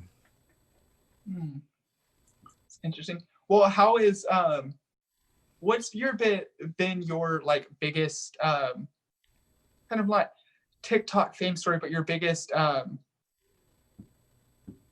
moment on TikTok, like wherever you felt like, not that you've necessarily maybe made it, but that you've really felt like you've changed someone or reached someone in particular or reached a lot of people at once. What was a big moment like that for you? That first video that took off, the one about supporting young people coming out. That one just, it warmed my heart with the reaction I got to that. I mean, it went to 600,000, 700,000 views, and I don't know what it is now. It's some ridiculous number now. But yeah, that was the first time it was like, oh, I'm having an effect, and look, they like it, and it's real positive, and all these people like it, and it's 78% women. Wait a second.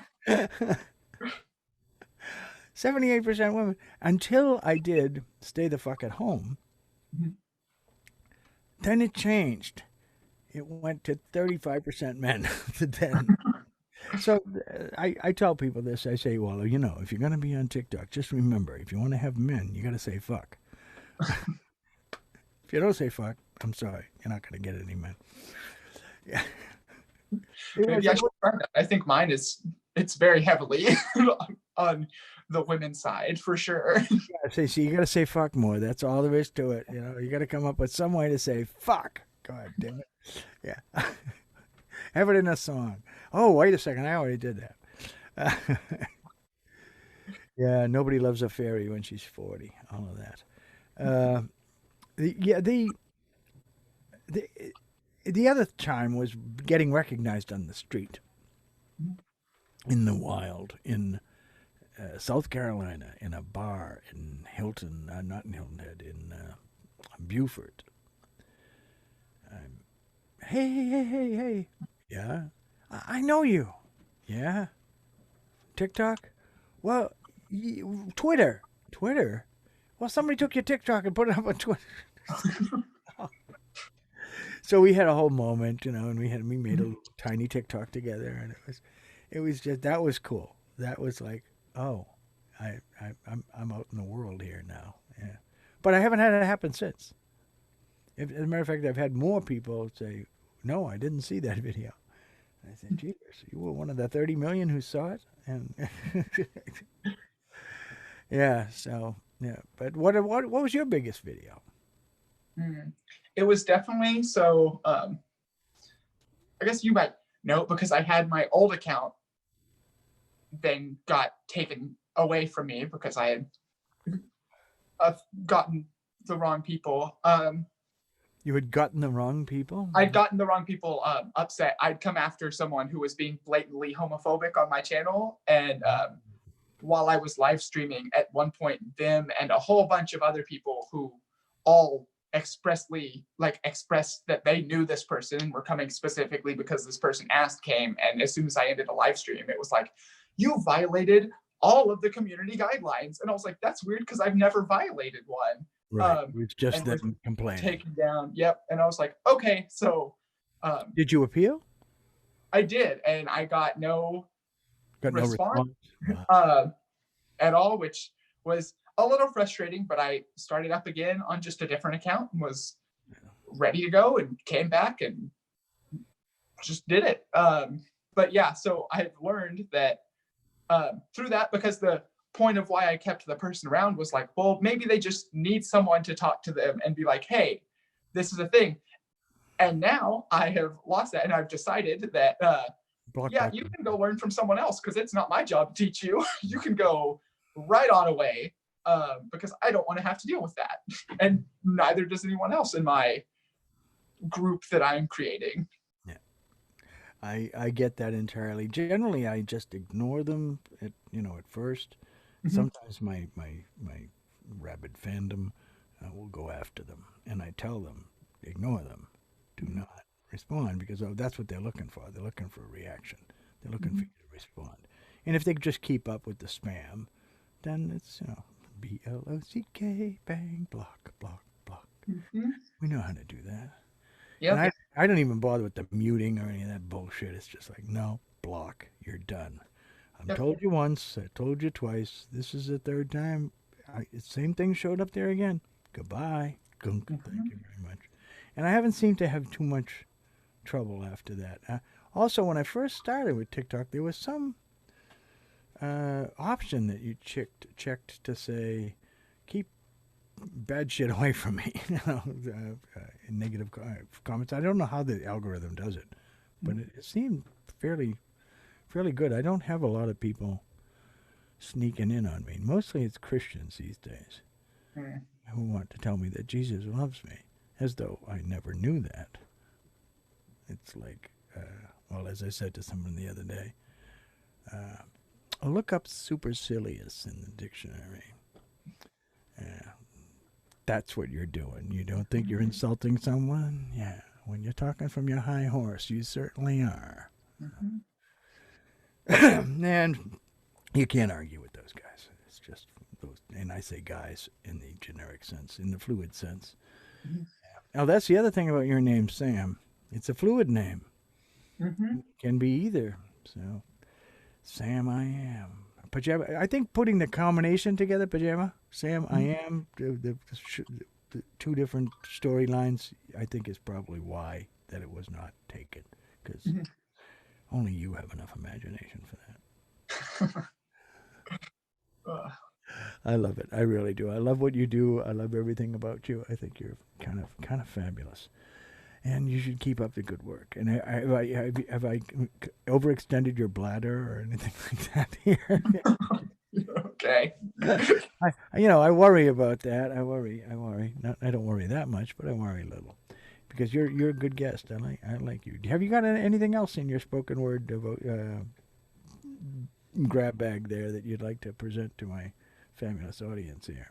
Well, yeah, I think I'll do, since we've talked about the ally card poem, Okay. I think I will present that one as just kind of my like Your signature. big ta-da. Yeah. I'm gonna pull it up just in case. I usually have it memorized, but Good. You should pull it up just in case. yeah, I don't want to start and have a mishap just there in the middle. You That don't would want to go up because you didn't pull it up. That's exactly. Okay.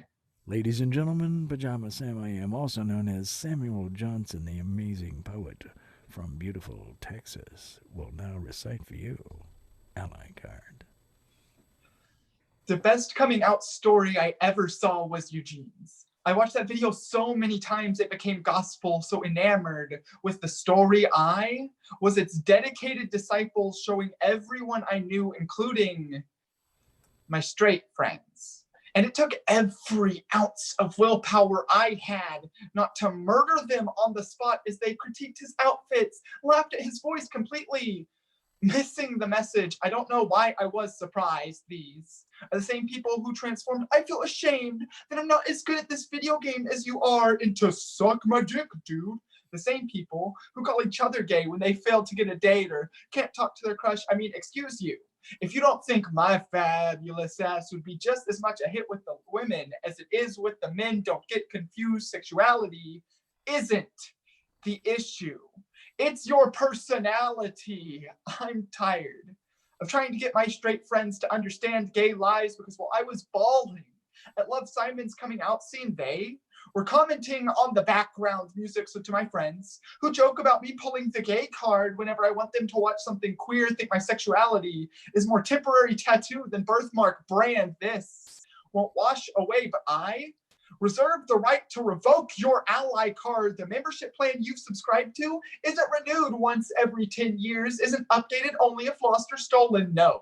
This plan requires payment every time you open your mouth and every time you decide that something derogatory should stumble its way out, that your unthinking, run-of-the-mill jokes conflating gay with being less than human deserve the spotlight. You're making a deposit into the wrong account. Instead of Allies International, you're paying for bigotry irrational, and you can't make withdrawals. We don't forget, oh, you may be able to fake it. Talk with Technicolor, put perfect words in your Insta post for pride, pretend your actions paint you as saintly when in reality, you're just spitting acid rainbows, a beautiful view that burns if you get too close, like when I invite you out, but you decline only after I tell you it's a gay bar. You can be sick once, not 10 times in a row. At some point, the simplest solution is usually the correct one, and your multitude of various illnesses doesn't quite check the box on simple. Look, you can make mistakes. Maybe you thought you came up with the "that's so gay" line. We're genuinely trying to get a laugh. I welcome the discussion, even if it's about topics I think you should already understand. What I will not fucking tolerate is you asking me more sexually invasive questions than a 6th grade sex ed class, dismissing my ideas for being too prideful. So the next time I show you something gay, your presence is less a favor to me and more a reward for your good behavior and indication. You are paid up this month, aren't on probation any longer. And when I click play, sit down, shut up, and watch. You might be surprised at what you hear when you finally listen. Yeah, listen. Fabulous. Fabulous as ever. You pulling that gay card again. Gosh darn. No. I love this man. I love this man. I love that poem.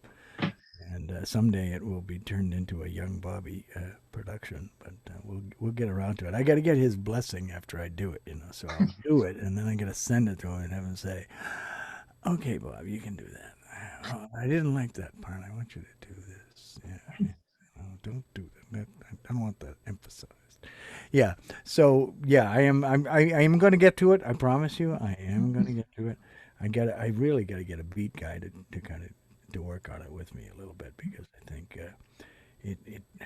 it's going to be read entirely differently from a 68-year-old than it does from a, what are you, 20, 22, something like 22, that? yeah. Yeah. Yeah, I knew it was some kind of low number like that.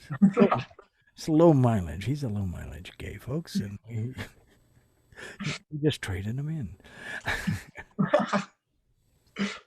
Oh God, yeah, that reminds me of a song called "Catalog Boys," which I wrote many years ago. That was supposed to be on the B side of my single, and the manager said it was too gay. And this was the '80s, and it was too gay for the '80s. And I said, well, I always was ahead of my time. I told him too, with the band that he was working with before, that they should do a set with lizard head costumes and things like that. And he was like, oh, that's totally crazy. And then a couple of years later, somebody did something like that. And he was like, Bob, I should have listened to you. It's like, yeah, you should always fucking listen to me. Anyway, I love you, Sam. Thank you very much for being, for sharing yourself on TikTok, for being my friend on TikTok, and for allowing me to play around with Ally Card. I really appreciate that very much. I think you have a bright and pleasant future ahead of you. Gaily forward into the glittering future. This is what we do. We're not going straight forward. We're going gaily forward. That's the way we're going. And I love what you're doing. I love just your spirit. I love what you stand for. So I wish you every bit of luck, and I hope to continue to know you, and at some time to meet you in the wild, because you never know. It might be sometime you might either be out on tour. Where are you going to graduate school? You decided yet? I haven't decided quite yet. You have narrowed down? A little bit. There's a place here. Well, there's one in Dallas that's really good, and then Washington has a really good cognitive science program that I'm looking into. Washington State? Washington State, yeah, Washington State. Oh boy, there's a beautiful place, except it rains a lot there. So if you get depressed by the rain, you should not go to Washington State. No, I like a little rain. Oh, well, no, it's not a little rain. It's the Pacific Northwest. It's like the rain capital of the world. You want to be depressed? Live in Seattle. Yeah. Yeah, it's unfortunate. It's funny. It's like the San Francisco thing. The coldest winter I ever spent was the summer in San Francisco, and I also believe that that's because San Francisco and Vancouver, when the world was created, they got the weather mixed up. They gave Vancouver San Francisco's weather and gave San Francisco Vancouver's weather. Yeah. So anyway, thank you very much for being with me today, Sam. I hope you enjoyed it. I hope we managed to get some views out of this sucker. You never know about this show. This show can be hot one day and cold as ice the next. So, but thank you so much for having me. I really appreciated the chance to be on here. Great. All right, give my best to the entire Virtual Pride team. As I said, I kind of backed away from Virtual Pride because it's you young kids. It's for the young kids to do. And Kiara is a frigging force of nature. I just was like, oh my God, how can this woman be doing this? She's 17. Mhm. So it's just like all those Eagle Scouts I used to know. They're like, yes, and we built a bridge to Manhattan from here out of wood with toothpicks. Yeah. What? Yeah, and we had to take it down. Two? Yeah, wow. Too much. So folks, follow Pajama Sam I am if you have a TikTok account. If you don't have a TikTok account, you have other accounts out there. You want to shout them out there, kiddo? Yeah, I'm Pajama Sam I am on anywhere else that you want to find me. Instagram. I use Twitter, but I don't really post anything. So like it's also there if you want to go find it. I hate Twitter. I just hate Twitter just because of the interface is really awful, and I also hate the chief Twitter in chief. So, yeah, it's not one of my favorite places to be. And the only reason I have it, I think, was to keep track of him in the first place. It's just, and then I realized that the press was constantly reporting on him, and I was saying, isn't there some kind of value in saying, why are we reporting on this? This is not sensible shit that he's talking here. Why don't we just ignore it? And boy, what a concept that would be. Boy, would he be pissed. You're ignoring me. That's right. That's right. You're going to ignore you. And that will hurt worse than any of the invective we can come up with. I wish people would realize that. But you know how bad it is. People don't understand. When they're ignored, they don't like it. And they don't seem to understand that that's one of the great things. It's like Calypso, you know. Why do we? What is the reason behind Calypso? Calypso being the, making fun of people and socially ostracizing them by making songs that make fun of them. Same idea. We could do it with Twitter. Calypso Twitter. Hey, so anyway, my good friend, thank you very much. I call you my good friend. I should say my TikTok friend. I hope someday to make a good friend out of you because you seem like a real genuine person to have in my world. I'd love to have you there. So hoping in the wild we'll meet sometime and share a frosty beverage or of some type or perhaps not. Maybe you don't do frosty beverages. Maybe you do other things. But whatever it is you do, whatever you imbibe, I'd be there with you. So thank you very much, Samuel Johnson. Ladies and gentlemen, Samuel Johnson, Pajama Sam I am. He is everywhere on social media. He is a wonder and he is a Wunderkind. Ja, he ist das Wunderkind. And he is one of the up-and-coming poets in the world who writes very, very effective poetry, spoken word. Thank you very much, Sam, for being with me. I love you. Well, you could say something. Just say goodbye. That's all. So yeah. No, it was glad. Thank you for having me on. It was a great time. I really enjoyed this. All right, great. I'm glad you did. It is kind of fun to do this kind of conversational interview kind of thing. It's not really an interview, but it's a conversation, and I like it because I get to learn, and you get to learn, and everybody out there, I think, gets to learn. So that's it. Bob Struggles, we're all done. Say good day, good day to Sam, and say good night to Bubby, and off we go into the wild blue yonder, ladies and gentlemen. The show is about to end at this very